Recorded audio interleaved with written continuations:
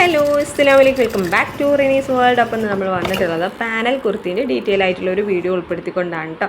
സിമ്പിളായിട്ട് ചെയ്തു പോവാം, അതേപോലെ തന്നെ ബിഗിനേഴ്സിന് സിമ്പിളായിട്ട് മനസ്സിലാവുന്ന രീതിയിൽ ഞാനൊന്ന് പറഞ്ഞു പോകുന്നുണ്ട് കേട്ടോ. ഇതൊരു കോട്ടൺ സെറ്റാണ് വരുന്നത്. ആ കോട്ടൺ സെറ്റിൽ നമ്മൾ ഈ ഇതേപോലെ 3 പാനലായിട്ട് ചെയ്യുന്ന ഒരു കുർത്തിയാണ് സെറ്റ് ചെയ്യാൻ പോണത്.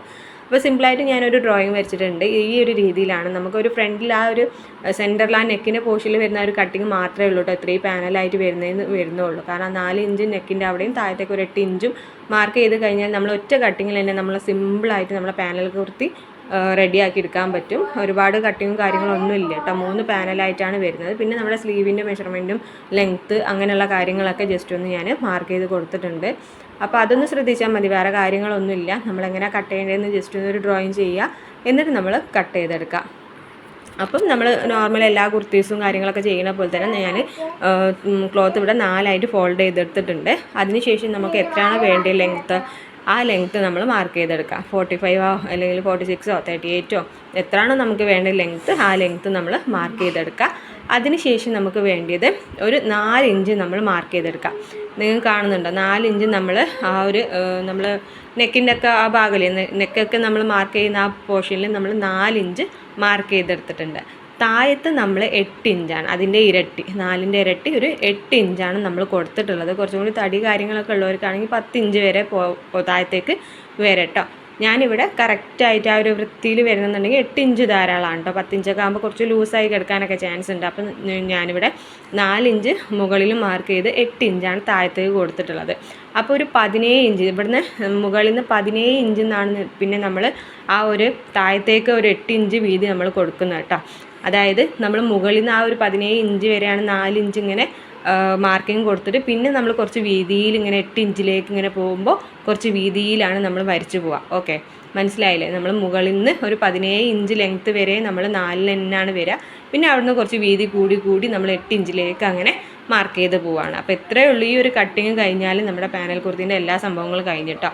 ഈ ഒരു കട്ടിങ് വന്നു കഴിഞ്ഞാൽ ബാക്കി വരുന്നതും കൂടി ക്ലിയർ ആയിട്ട് ആ വീഡിയോ കണ്ട് മനസ്സിലാക്കട്ടോ. അപ്പം നമ്മളിത് ഒന്ന് കറക്റ്റായിട്ടൊന്ന് വരച്ച് കൊടുക്കുന്നുണ്ട്. വരച്ച് കൊടുത്തതിന് ശേഷം നമ്മൾ ആ ഒരു ഭാഗം നമുക്ക് കട്ട് ചെയ്തെടുക്കാം. ഇത് ഫ്രണ്ടിലും ബാക്കിലും പാനലായിട്ട് തന്നെയാണ് വരുന്നത്. അതുകൊണ്ടാണ് നമ്മൾ 4ആയിട്ട് ഫോൾഡ് ചെയ്ത് ഇട്ടിട്ടുള്ളത് കേട്ടോ. നമുക്ക് ഫ്രണ്ടിൽ മാത്രം മതി എന്നുള്ളവരാണെന്നുണ്ടെങ്കിൽ 2ആയിട്ട് ഫോൾഡ് ചെയ്തിട്ട് ഈ ഒരു രീതി ചെയ്യുക, അങ്ങനെ ചെയ്യുക. ബാക്കിൽ നമുക്ക് പ്ലെയിൻ ആയിട്ട് ഇട്ട് കൊടുക്കാം കേട്ടോ. ഇത് ബാക്കിലും ഫ്രണ്ടിലും ഒരേപോലെ വരുന്നതിനെ കൊണ്ടാണ് നമ്മൾ 4ആയിട്ട് ഫോൾഡ് ചെയ്തെടുത്തിട്ടുള്ളത്. അപ്പോൾ ഇതാ നമ്മുടെ മാർക്കിങ്ങും കാര്യങ്ങളൊക്കെ കഴിഞ്ഞിട്ടുണ്ട്. ഞാൻ കുറച്ചും കൂടി ജസ്റ്റ് ഒന്ന് കട്ടിയായിട്ട് ഒരു വൃത്തിക്ക് ചെയ്ത് കൊടുക്കാം കേട്ടോ.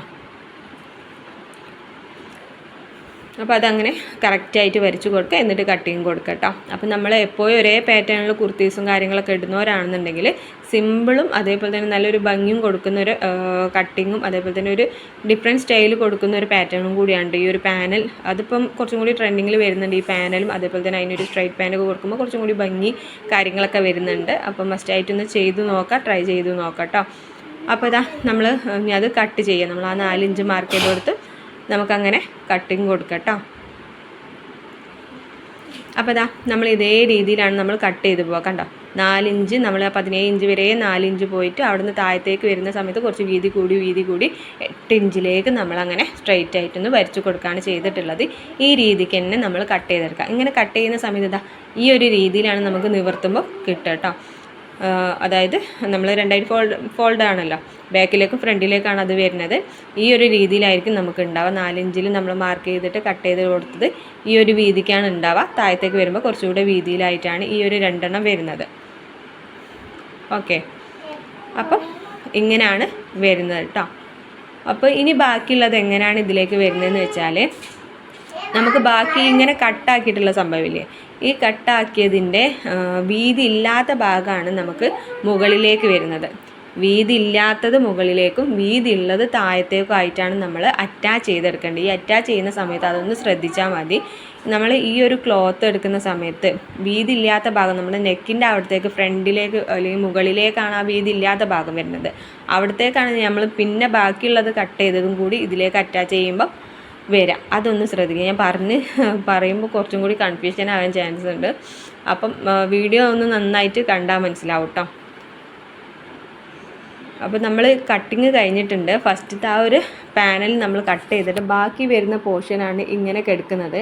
ആ പോർഷനിൽ ആ ഒരു കട്ട് ചെയ്ത ഭാഗമെല്ലാം നമ്മൾ അറ്റാച്ച് ചെയ്യേണ്ടത്. സ്ട്രെയിറ്റ് ആയിട്ട് വരുന്ന ഭാഗമാണ് നമ്മൾ അറ്റാച്ച് ചെയ്യേണ്ടത്. അതൊന്ന് ശ്രദ്ധിക്കുക. ഇപ്പം കണ്ടില്ലേ, നമ്മൾ ഒന്ന് ഇട്ട് വെച്ചിട്ടുണ്ട്. നമ്മൾ സെൻറ്ററിൽ ഇങ്ങനെ ചെയ്തു. പിന്നെ മുകളിലേക്ക് വരുന്നത് വീതിയില്ലാത്ത ഭാഗവും താഴത്തേക്ക് വീതിയുള്ള ഭാഗമാണ് വരിക. സ്ട്രെയിറ്റ് ആയിട്ട് വരുന്ന ഭാഗമാണ് നമ്മൾ ഇട്ടിട്ട് സ്റ്റിച്ച് ചെയ്യാനെടുക്കുക കേട്ടോ. നമ്മൾ ആ ഒരു ഷേപ്പിൽ വരുന്നത് എല്ലാം നമ്മൾ സ്റ്റിച്ച് ചെയ്തെടുക്കുക. സ്ട്രെയിറ്റ് ആയിട്ട് വരുന്ന എൻഡിലേക്ക് വരുന്ന പോർഷനില്ലേ, അതാണ് നമ്മൾ അറ്റാച്ച് ചെയ്ത് എടുക്കേണ്ടത്.